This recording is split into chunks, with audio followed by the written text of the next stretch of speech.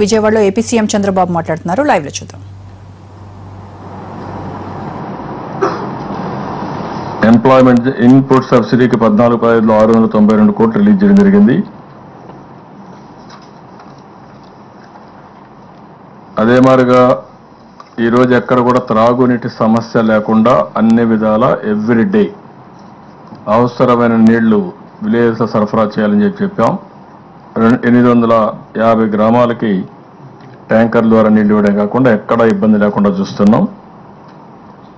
Towns లో 1-2 గెద్దలూరు లాంటి town లో కొంచెం ప్రాబ్లం ఉంటే ఎన్ని ట్యాంకర్లైనా పర్వాలేదు, ఫార్ అవే డిస్టెన్స్ కూడా తెమ్మని చెప్పి డబ్బులు శాంక్షన్ చేశాం. రెండోది ఎంప్లాయ్మెంట్ వరకు ఎక్కడ ఇబ్బంది లేకుండా ఈరోజు నరేగా కింద పనులు ముమ్మరం చేశాం. 2 మెయిన్గా ఈ ప్రభుత్వం ఆలోచించేది, ఒకటి తాత్కాలికంగా ఉపాధి కల్పించడం, ఎక్కడా త్రాగునీటి సమస్య లేకుండా చేయడం, శాశ్వతంగా కరువును నివారించడానికి కరువు రహిత రాష్ట్రంగా తయారు చేయడానికి ఏమేం చేయాలని కూడా ఆలోచించాం. అందుకే 8,50,000 పంట కుంటల్ని పంట సంజీవని కింద పూర్తి చేయాలని చెప్పి ఒక కార్యక్రమం పెట్టుకున్నాం. ఇప్పటికే 4,90,000 మంజూరు చేయడం జరిగింది.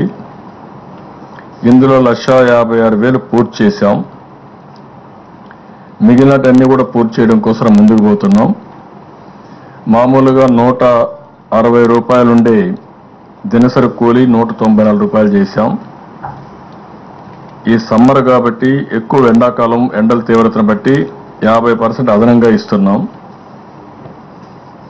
మజ్జిగ, మంచినీళ్లు ఇలాంటివన్నీ కూడా సైట్లో సరఫరా చేస్తున్నాం. ఇంకొక పక్కన ఎవరైనా దూరంగా నుంచి పోవాలన్నా వారికి ఒకరికి 20 రూపాయల చొప్పున ట్రాన్స్పోర్టేషన్ కాస్ట్ కూడా ఇచ్చి తీసుకుపోయేదానికి మ్యాక్సిమం సీలింగ్ పెట్టి అవి కూడా చేశాం. అన్ని విధాల లేబర్కి ఎక్కడా ఇబ్బంది లేకుండా ఒక పద్ధతి ప్రకారం మొత్తం పనులు చేయడం కోసం మొత్తం స్ట్రీమ్ లైన్ చేశాం. ఈ బెనిఫిట్ కూడా జనవరి నెలలో కూడా ఇచ్చి, ఇది జూన్ నెలలో కూడా ఇచ్చి ఎవ్వరికి ఇబ్బంది లేకుండా చేసి పనులు కూడా, ఎందుకంటే ఒకసారి మనం చేసే పని భవిష్యత్తులో ఉపయోగపడాలి. ఎక్కడైనా సరే ఇప్పుడు తవ్వే దాంట్లో ఈ యొక్క పంట కుండలు తవ్వడంలో హార్డ్గా ఉంటే నీళ్లు పోసి ఆ ట్రాన్స్పోర్టేషన్ కాస్ట్ కూడా ఇచ్చి ట్యాంకర్లు తీసుకొచ్చి పోసి దాన్ని కూడా తవ్వడానికి కూడా పర్మిషన్ ఇచ్చాం. అదే మరి లాంగ్ టర్మ్లో రాష్ట్రంలో ఎక్కడా కరువు లేకుండా చేయడం కోసం నీరు చెట్టుకు ఎక్కువ ప్రాధాన్యత ఇచ్చాం. ఈరోజు మీరు చూస్తే 2,750 ప్రొక్లైన్స్ పనిచేస్తున్నాయి. అన్ని చెరువుల్లో 40,000 చెరువుల్లో పూడికలు తీసే కార్యక్రమం కూడా పోయిన సంవత్సరం కొన్ని చేశాం. ఈ సంవత్సరం పెద్ద ఎత్తున చేస్తున్నాం. 2,000 క్యాస్కేడ్స్ ఉన్నాయి, అంటే ఒక చెరువు నుంచి ఇంకొక చెరువు కనెక్ట్ చేయడానికి. అవి కూడా కనీసం 40 to 50% ఈ సంవత్సరం పూర్తి చేయాలని ఒక టార్గెట్ ఇచ్చాం. అదే మరిగా ఎక్కడ చూసినా ఈ పనులు ఇవ్వడమే కాకుండా సిమెంట్ రోడ్లకైతే 5,000 కిలోమీటర్లు ఈ సంవత్సరం వేయాలని చెప్పి ఒక టార్గెట్ పెట్టుకొని పోయిన సంవత్సరం 3,982 కిలోమీటర్లు వేసాం. ఈ సంవత్సరం 5,000 కిలోమీటర్లు వేయడానికి కూడా ఒక ప్రోగ్రాం ఇచ్చాం.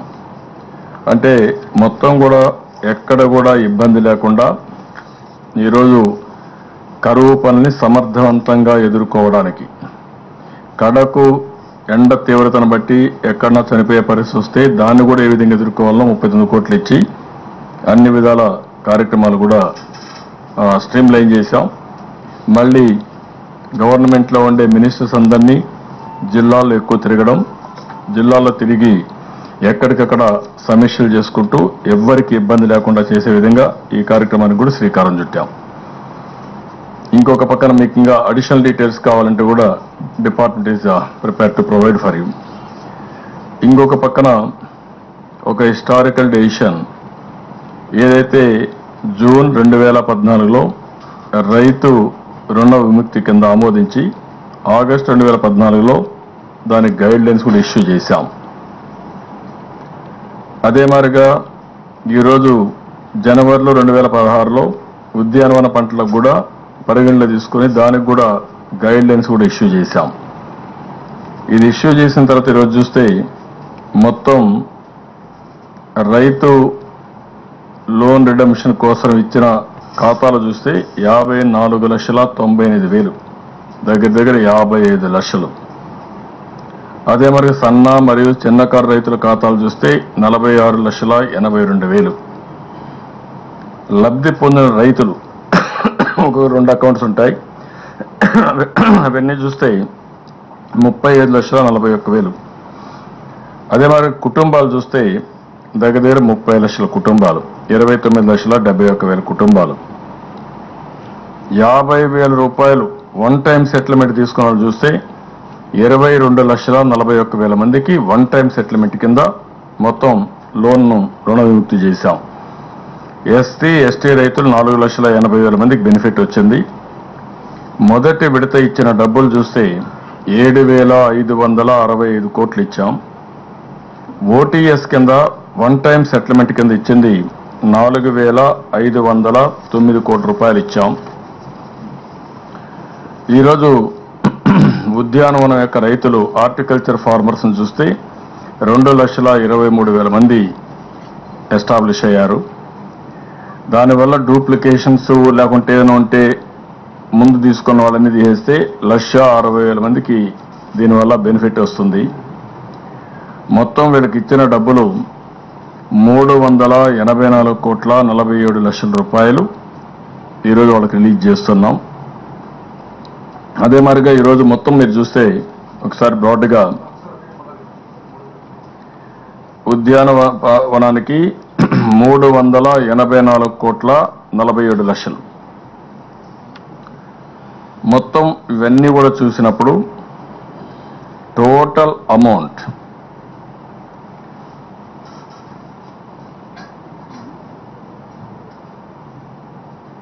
19,684 కోట్ల రూపాయలు ఇంక్లూడింగ్ హార్టికల్చర్కి వస్తుంది.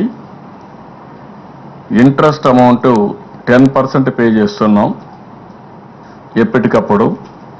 అవన్నీ కలిపి 3,331 కోట్ల రూపాయలు అవుతుంది.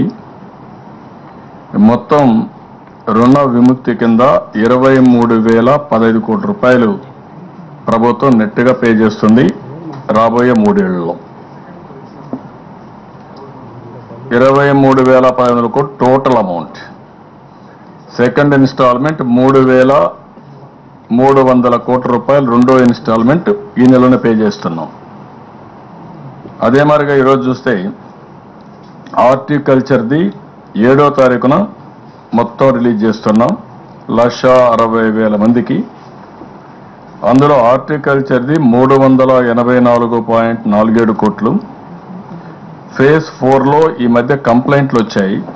ఆ కంప్లైంట్లన్నీ తీసుకున్న తర్వాత 84 కోట్ల రూపాయలు ఫేజ్ 1లో పే చేయాలి. అంటే వాళ్ళే కూడా మళ్ళా గైడ్ లైన్స్ తీసుకున్నాక వన్ టైం సెటిల్మెంట్ కానీ ఫేజ్ 1 కానీ ఇవన్నీ చూస్తే 84 కోట్లు ఉన్నాయి. కొన్ని మళ్ళీ ఫేజ్ 2 ఫేజ్ 3కి వెళ్తాయి, అదొక 84 కోట్లు వస్తుంది. ఆఫ్ కాప్ డ్యూస్ వచ్చి 52 కోట్లు వస్తుంది. అంటే 7వ తారీఖున 520,47 రూపాయలు పే చేస్తున్నాం రైతులకి. ఇది పే చేసిన తర్వాత మొత్తం కానీ మీరు చూస్తే 23,015 కోట్ల రూపాయలు మొత్తం రైతు రుణ విముక్తికి ఖర్చు పెడుతున్నాం. ఇప్పుడు ఒక ఫేజ్ అయ్యింది. ఇప్పుడు ఉద్యానవనానికి సంబంధించి ఈ ఫేజ్ రిలీజ్ చేస్తున్నాం. సెకండ్ ఫేజ్ ఈ మంత్లోనే 3,300 కోట్లు రిలీజ్ చేస్తాం. మళ్ళా 3 ఫేజ్లు ఉంటాయి. అంతేనా? 3 ఇన్స్టాల్మెంట్స్ ఇంకా ఉంటాయి. ఇప్పుడు 2 ఇన్స్టాల్మెంట్లు అవుతాయి, ఇంకా 3 ఇన్స్టాల్మెంట్స్ ఉంటాయి. 3 ఇన్స్టాల్మెంట్లకు కూడా 10% వడ్డీ ఎప్పుడైతే మేము అనౌన్స్ చేశామో ఆ రోజు నుంచి వడ్డీతో కూడా పే చేస్తున్నాం. ఫస్ట్ కేబినెట్ డెసిషన్ తీసుకున్న రోజు నుంచి, అంతేనా? డెసిషన్ తీసుకున్నప్పటి నుంచి పే చేస్తున్నాం. మీకు క్లారిటీ కోసం. అదే మరి ఇంకొక పక్కన ఈ 2 అయిన తర్వాత కేంద్ర ప్రభుత్వం ఏదైతే ఒక తీర్మానం ఒకటి ఈ ప్రాజెక్ట్స్ విషయంలో ఒక తీర్మానం ఒకటి పాస్ చేశాం. అందులో కూడా కృష్ణా గోదావరి ప్రాజెక్టులు ఏవైతే ఉన్నాయో ఇవన్నీ కూడా రీఆర్గనైజేషన్ ప్రకారం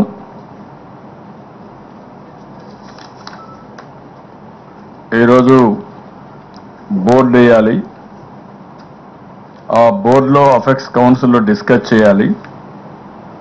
డిస్కస్ చేసిన తర్వాత ఎవరికి నష్టం జరగకుండా ఈ ప్రాజెక్టులు పూర్తి చేసుకోవాలి. అట్లా కాకుండా ఈరోజు ఎక్కడికక్కడ ప్రాజెక్ట్స్ వాళ్ళు పూర్తి చేసే పరిస్థితి వస్తే ఈ సంవత్సరం ఒక బ్యాడ్ అనుభవం కూడా ఉంది మనకు. మొత్తం కృష్ణా నదిలో వచ్చింది 66 టీఎంసీ నీళ్లు మాత్రం వచ్చాయి. ఇవి తాగునీళ్ళు కూడా చాలడం లేదు. ఆ నీళ్లు కూడా రిలీజ్ చేయలేక చాలా అవస్థపడ్డాం. ఇప్పటికే అప్పర్ రైపేరియన్లో 2 రాష్ట్రాలు ఎక్కడికక్కడ ప్రాజెక్టులు కట్టుకొని నీళ్లు రాకుండా వాళ్ళు అడ్డుకునే పరిస్థితి వచ్చారు. ఇప్పుడు 2 రాష్ట్రాల మధ్య కూడా మళ్లీ విభేదాలు కాకుండా ఇది సామరస్యంగా ఇద్దరు కూర్చొని మాట్లాడుకున్న తర్వాతనే పనులు చేయాల్సిన అవసరం ఉంది. దానికోసం రాష్ట్ర ప్రభుత్వం ఒక తీర్మానం చేసి కేంద్రానికి పంపిస్తున్నాం. ఏవైతే ఈరోజు మీరు చూసినప్పుడు Palamuru Rangareddy lift irrigation scheme కానీ, దిండి లిఫ్ట్ ఇరిగేషన్ స్కీమ్ కానీ, కల్వకుర్తి లిఫ్ట్ ఇరిగేషన్ ఎన్హాన్స్ చేసి 25 నుంచి 40 చేయడం కానీ, ఇవన్నీ కూడా దగ్గర 120-150 టీఎంసీ 135 టీఎంసీ నీళ్లు డ్రా చేసే పరిస్థితి వస్తుంది. అదే మరి ఇంకో పక్కన గోదావరి పైన కూడా G5, G9, G10 సబ్ బేసిన్లో కూడా వాళ్ళు ఇది చేస్తున్నారని రిపోర్ట్స్ వచ్చాయి. అయితే ఏపీ రీఆర్గనైజేషన్ యాక్ట్లో మీరు చూస్తే చాలా స్పష్టంగా ఏ విధంగా అఫెక్ట్స్ బాడీ వేయాలి, అఫెక్ట్స్ బాడీలు ఎట్లా నిర్ణయించాలని చెప్పి చాలా స్పష్టంగా చెప్పారు. ఈరోజు మేము గవర్నమెంట్ ఆఫ్ ఇండియాకి ఇప్పటికే వారి దృష్టి తీసుకొచ్చాం. ఇవన్నీ కూడా మీరు చూస్తే ఈరోజు ఏపీ రీఆర్గనైజేషన్ యాక్ట్ ప్రకారం the functions of apex council shall include planning and approval of proposals for construction of new projects if any based on Godavari or Krishna river water after getting the proposal appraised and recommended by the river management boards and by the Central Water Commission wherever required. Under C1 ఇంకొక దాంట్లో చూస్తే class 85(8) in the functions of the river management board shall include D. Making an appraisal of any proposal for construction of new projects on Godavari and Krishna rivers and giving technical clearance after satisfying that such projects do not negatively impact the availability of water as per the awards of the tribunals constituted under the Interstate River Water Disputes Act 1956 for the projects already implemented or taken up before the appointed day. అని చాలా స్పష్టంగా ఉంది. ఉన్నప్పుడు government of India మేము ఫైనల్గా కోరింది, therefore the Council of Ministers of Government of AP have unanimously resolved to place the facts before the Chairman of Apex Council and Honorable Minister of Water Resources, Government of India, with a fervent appeal to convene a meeting of Apex Council at the earliest and discuss the issues with regard to the construction of new projects on Krishna and Godavari rivers in violation of the provisions of the Reorganization Act 2014 affecting the lower riparian interest of AP. Till such time, it shall be ensured that the government of Telangana does not proceed further with the grounding of new projects on both the rivers. This is the request we are making Government of India. ఎందుకంటే ఇది కూడా చాలా ముఖ్యం. ఇప్పటికే 2 రాష్ట్రాలు కలిసి పైన upper riparian rights కూడా వాళ్ళ ఇష్ట ప్రకారం కడుతున్నారు. అది కూడా మనం కాపాడుకోవాల్సిన అవసరం ఉంది. అది కాపాడుకోకుండా ఇక్కడ కానీ ప్రాజెక్ట్స్ కానీ లోయర్ రైపేరియన్ రైట్స్ మనం ఆంధ్రప్రదేశ్ను గుర్తుపెట్టుకోకుండా చేస్తే ఇంకా ఇబ్బందులు వస్తాయి. ఈ ప్రాజెక్ట్స్ అంతా కూడా యాక్ట్లో ఉండేది చాలా స్పష్టంగా సెంట్రల్ గవర్నమెంట్ ఈ బోర్డు ఒకటి క్రియేట్ చేసి ఈ 2 రాష్ట్రాలకు ఇబ్బంది లేకుండా వాటర్ పంపకాలు చేయాలని, ఏ ప్రాజెక్టులు వచ్చినా 2 రాష్ట్రాలకు ఆమోదయోగ్యంగా ఉండాలని, ఎవరికి నష్టం జరగకుండా ఉండాలని. ఆల్ ప్రాక్టికల్ రీజన్స్ ఈ 2 ప్రాజెక్ట్స్ లోయర్ రైపేరియన్లో మనం ఉన్నాం. ఒకప్పుడు 3 రాష్ట్రాలు ఉండేటివి, ఇప్పుడు 4 రాష్ట్రాలు అయినాయి కృష్ణాలో. ఒకప్పుడు మహారాష్ట్ర, కర్ణాటక, ఆంధ్రప్రదేశ్. ఇప్పుడు మహారాష్ట్ర, కర్ణాటక, తెలంగాణ, ఆంధ్రప్రదేశ్ అయింది. ఇంకొక పక్కన ఈ 2 రాష్ట్రాలకు కామన్గా వాటర్ వచ్చిన గోదావరిలో ఇంతవరకు ఎక్కడ స్పెసిఫిక్గా చెప్పలేదు. గోదావరిలో ఎవరు ఏ విధంగా వాటర్ వాడుకోవాలో చెప్పలేదు. కానీ బచావత్ అవార్డు కానీ, బ్రిజేష్ కుమార్ ట్రిబ్యునల్ కానీ వీటిల్లో ఏ ప్రాజెక్టుకి ఎంత వాటర్ వాడుకోవాలనో కొంత స్పష్టత ఇచ్చారు. అదే మాదిరిగా ఈరోజు మళ్ళీ అది కోర్టులో ఉంది. ఇది ఆర్గ్యుమెంట్ ట్రిబ్యునల్ మళ్ళా ఉంది. అదే డిస్ప్యూట్ మీద తెలంగాణ ప్రాజెక్ట్స్ మీద కూడా ఇప్పుడు కోర్టులో కూడా ఉన్నాయి. ఇక్కడ రైతాంగం కోర్టుకు వెళ్లే పరిస్థితికి వచ్చారు. ఇలాంటి సందర్భంలో నేను ఫస్ట్ నుంచి చెప్పింది 2 రాష్ట్రాలు ఎక్కడ ఎవరికి ఇబ్బంది లేకుండా ఆమోదయోగ్యంగా ఉండాలి తప్ప ఎవరికి తోచిన విధంగా వాళ్ళు చేస్తే ఇబ్బందులు వస్తాయి. ఆ విషయాన్ని అనేకసార్లు చెప్పాను. ఇప్పటికే రాష్ట్ర విభజన బైఫర్కేషన్ యాక్ట్లో మనకు చాలా ఇబ్బందులు వచ్చాయి. ఒకటి, ఇంతవరకు డెఫిసిట్ ఫైనాన్స్ మనకు రాలేదు.